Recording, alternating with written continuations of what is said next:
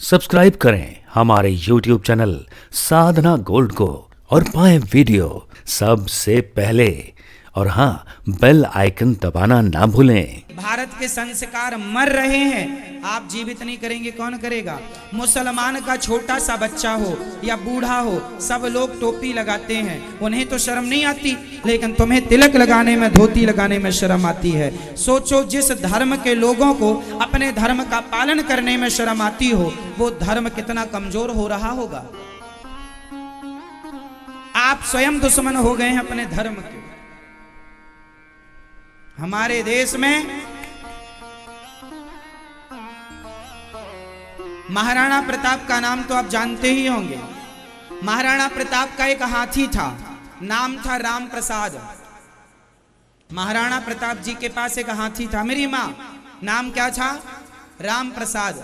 हल्दी घाटी के युद्ध में उस राम प्रसाद ने मुगलों की सेना को चूर किया था और कई हाथियों को, दुश्मनों के हाथियों को उसने पराजित किया था। वो हाथी बड़ा वफादार, बड़ा ईमानदार। इतिहास के पन्ने जब पढ़ेंगे महाराणा प्रताप का चरित्र तो हाथी का जिक्र जरूर मिलेगा। राम प्रसाद नाम का वो हाथी था। हल्दी घाटी के युद्ध में उसने मुगलों की सेना को मिटाया, खूब रौंदा, बहुत क्षति पहुंचाई, परंतु अंत में मुगलों ने उस राम प्रसाद को बंदी बना लिया। हाथी को बंदी बना लिया और बंदी बना के यहां ले आए अपने स्थान पर। आप आश्चर्य मानेंगे कि उस हाथी को उन्होंने कहा कि तुम हमारे पक्ष से युद्ध करो, तैयार किया कि ये हमारे पक्ष से, हाथी तो है, एक जानवर है, इसे तो अपने पक्ष में लाया जा सकता।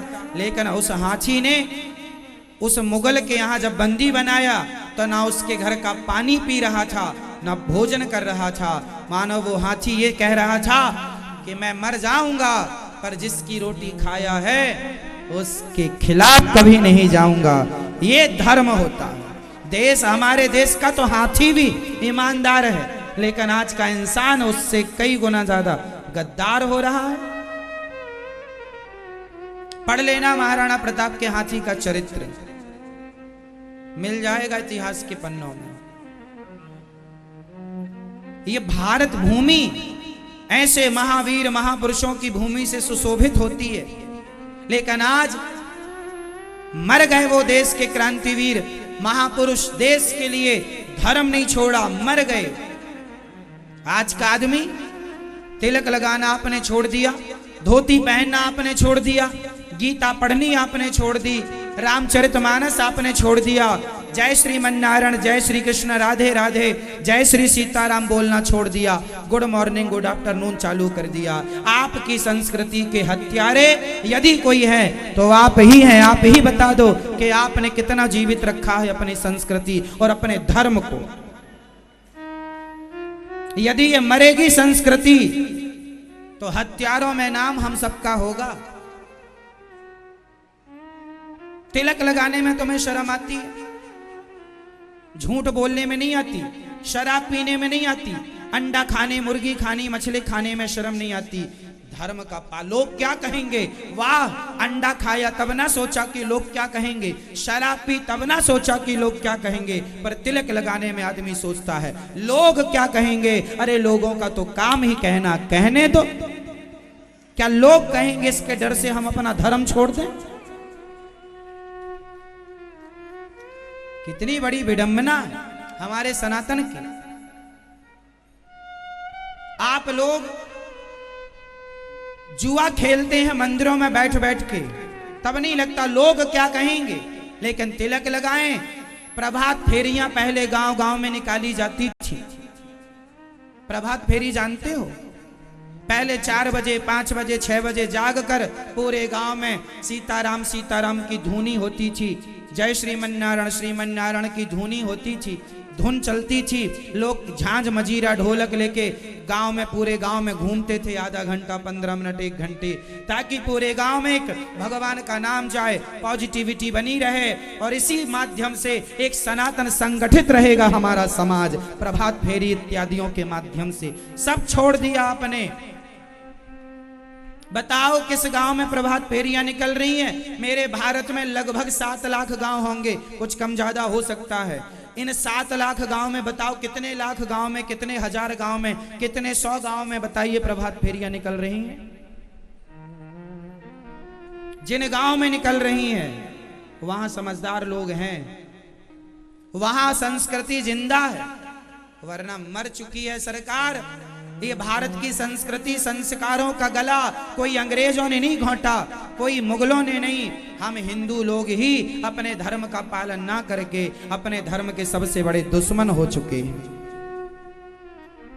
क्यों नहीं निकालते आप लोग प्रभात फेरियां?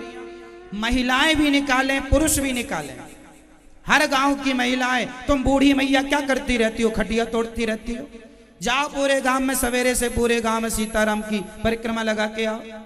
ये बूढ़े लोग जुआ खेलते रहते हैं मंदिरों में बैठ बैठ के। सवेरे जल्दी जागो 5 बजे, काहे सोते हो इतनी उम्र में? जल्दी जागो 5 बजे, अलार्म लगा के सोया करो, 6 बजे जाग लो और 7 बजे 1 घंटे में फेरी लगा के आ जाओ। सारे गांव के बूढ़े 2 4 10 इकट्ठे हो जाओ। सब हो सकता है करना हो तो, नहीं करना हो तो बहाना है कि सर्दी है, गर्मी है, बारिश है। बूढ़ा आदमी, सरकार भी 60 साल के बाद रिटायर करती है, इसलिए जाओ प्रभात फेरी इत्यादि करना, लेकिन खटिया तोड़ने में लग जाता है आदमी। कौन करेगा? अपने तुम्हारे धर्म का प्रचार करने पाकिस्तानी आएंगे क्या? बोलो मेरी माँ, किसे बुलाऊं बताओ? पाकिस्तानी आएंगे सीताराम सीताराम प्रभात फेरियां निकालने? तो अंग्रेज आएंगे वहां से। अरे अंग्रेज तो फिर भी निकाल रहे हैं। आज भारत में, यहां मैं वृंदावन की बात बताऊं, सवेरे देखना 7 बजे 6 बजे यहां वृंदावन में रोज परिक्रमा अंग्रेज लोग लगाते हैं। रोज हरे कृष्णा की प्रभात फेरी निकालते हैं। हरे कृष्णा कृष्णा कृष्णा हरे हरे, हरे राम राम राम हरे हरे। उनसे हरे शुद्ध बोलना नहीं आता हिंदी, लेकिन वो देखो अंग्रेज होके सनातन संस्कृति का पालन कर रहे हैं। प्रभात फेरी लगाते हैं, वृंदावन की फेरी रोज लगाते हैं। वो वृंदावन में रोज प्रभात फेरी निकलती है, अंग्रेज लोग लगाते हैं। हिंदू भी कुछ लगाते हैं, इक्का दुक्का, बाकी वो लोग ज्यादा लगाते हैं, पूरी टीम। और मैंने तो एक अंग्रेज को देखा, कई साल से मैं देख रहा हूं, बिल्कुल सूखा सा है, पापड़ जैसा, रोज पैदल परिक्रमा लगाएगा। वो अंग्रेज हैं, उनकी वो जान गए कृष्ण कौन है, गीता क्या है। लेकिन धन्य है ये भारत का हिंदू जो जागने को तैयार नहीं है, सोया पड़ा है। जागते ही नहीं। बताओ कौन कौन प्रभात फेरी निकालेगा अपने गांव में? किसकी ताकत है मेरे द्वारा अपने धर्म का पालन करने में? बताइए किसकी रुचि है? प्रभात फेरियां निकालोगे, लोगों को जोड़ा करो, प्रोत्साहित करो, समझाओ, बताओ, सिखाओ। धर्म के लिए बलिदान दे दिया उन महापुरुषों ने। तुम 5 बजे जाग भी नहीं सकते अपने धर्म के लिए? महाराणा प्रताप का घोड़ा, वो हाथी मर गया, राम प्रसाद, दुश्मन के घर का पानी नहीं पिया, उसके घर का चारा अन्न नहीं खाया, मर गया वो हाथी। हाथी होके धर्म नहीं छोड़ा। और तुम सोने से फुर्सत नहीं है। तिलक लगाते हो, लोग हंसेंगे, वाह दिन भर चुगली करती हो पड़ोसन के संग, तब नहीं हंसता कोई, तब डर नहीं लगता लोग क्या कहेंगे। लेकिन तिलक महिलाएं लगाएं, पुरुष लगाएं, क्या क्या सब ये सब चीजें बताने की नहीं। इसी बहाने प्रभात फेरियां निकलेंगी देश में तो हिंदू संगठित रहेगा, धर्म की आवाज उठा पाओगे, वरना कहां है आवाज उठाने का, किसे समय।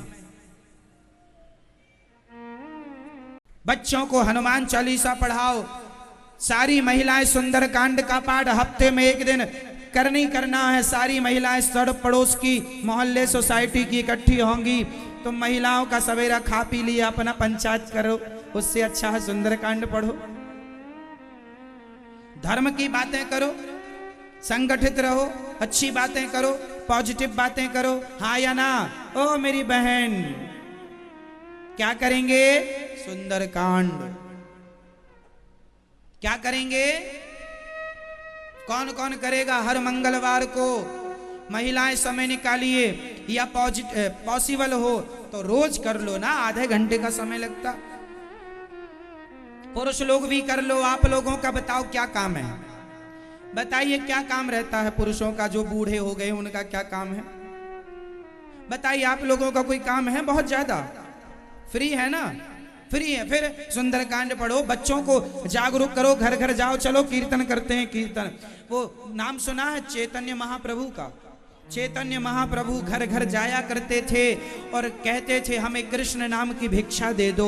ये क्या होती है? बोले रोज आप लोग कृष्ण नाम जपा करो, ये वचन दो।